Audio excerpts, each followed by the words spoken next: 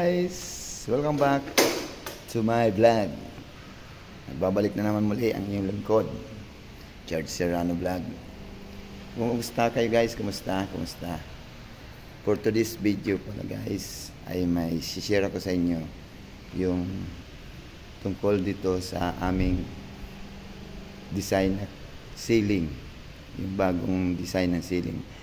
Ito ay bago pa lang para sa akin. Kaya ipapakita ko sa inyo at kung mayroon na sa inyong mga naka-experience na ganitong design. Ito ay tinatawag namin na design na coppered ceiling guys.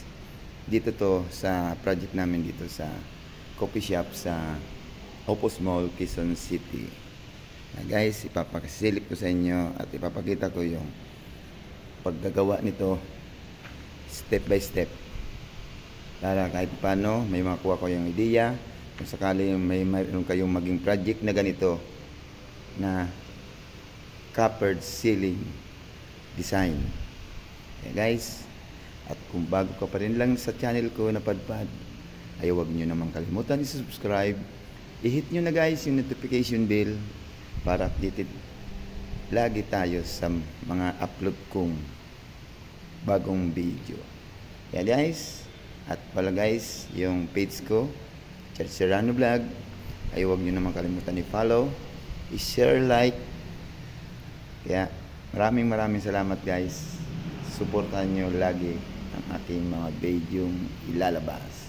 Kaya guys, huwag na natin patagalin at ipapasilip ko na sa inyo, ipapakita ko na kung paano gawin itong coppered ceiling design. Kaya guys, tara, let's go! Yan, ito na pala guys yung paggagawa nito ay ina-assemble isa-isa. Ito yung bali finish niya ng coppered ceiling, yung design namin.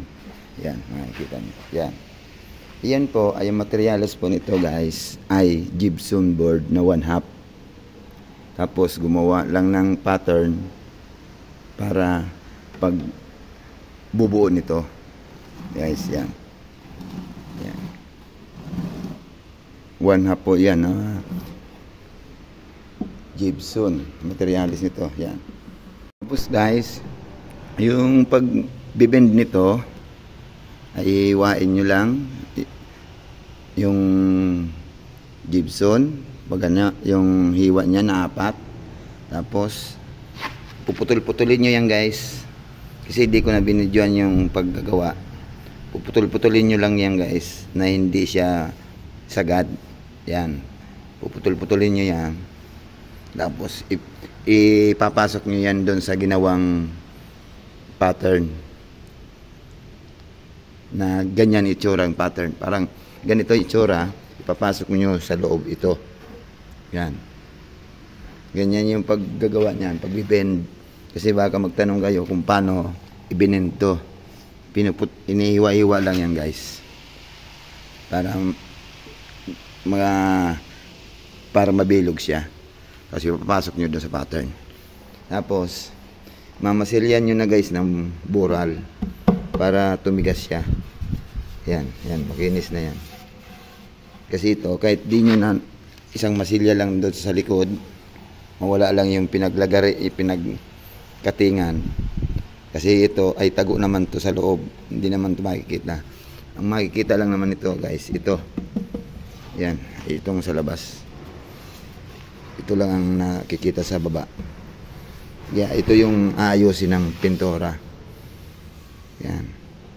Kaya kung makagawa kayo, madali nyo nang gawin kasi mayroon na kayo nakikitang sa video na to. Yan. Gypsum lang yan guys, ayan. Baka sabihin nyo hindi yan. Ayan ang gypsum yan guys. Gypsum lang yan. Kala mo matigas kasi binural na. Yan guys. A few moments later. Yan na guys. Yan yung framing ng coppered ceiling. Yan na yung naikasa na guys. Yan. Mapapansin nyo. Bali ang ginamit namin dyan na framing is yung metal stud na 2x3. Kasi bakit nyo Bakit itatanong nyo kung bakit yan ang gamit namin, hindi metal paring? Kasi guys, may sinusunod kaming sukat doon sa pagitan niya. Ayun, nakikita nyo yun. 100 kasi yan. Yung hinihinging detail doon sa plano. Kaya yan ang naging framing namin para makuha yung hinihinging sukat niya na finish. Yan. Yan na guys, makikita nyo. Puro, lahat yan na double metal stud, sorry po. Metal stud. Ang nasa tabi lang niyan guys yung ayan, yung pinaka wall angle niya. Yan, may design. Kaya simple lang naman yan guys, ikabit. Parehas din lang naman yan ang ceiling na iba. Kaso nga lang, matrabaho nga lang at yan nga, pira-piraso. Yung pagbubuo lang yan ang medyo masilan guys. Pero sa framing, hindi naman nagkakalayo yan sa mga ordinary ceiling. Kaya yung mga naka-experience na nito o hindi pa, yan. Kaya napapakita ko sa inyo kung yung proseso ng pagkabit niyan at yung pag-assemble. Kasi kung yari na ipapakita ko, mahirap maintindihan ng mga hindi pa nakakapagawa ng ganyang ceiling.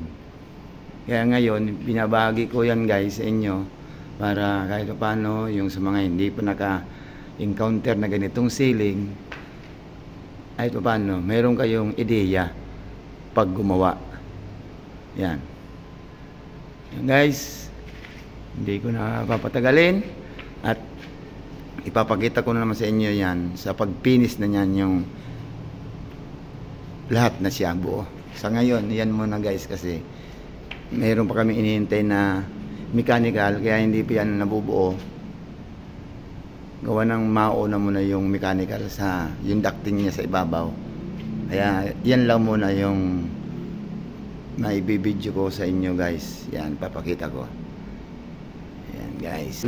Bago ako umiksit sa video to, at sana may natutunan naman kayo sa munting binahagi ko itong dyan sa covered ceiling design dito sa project namin.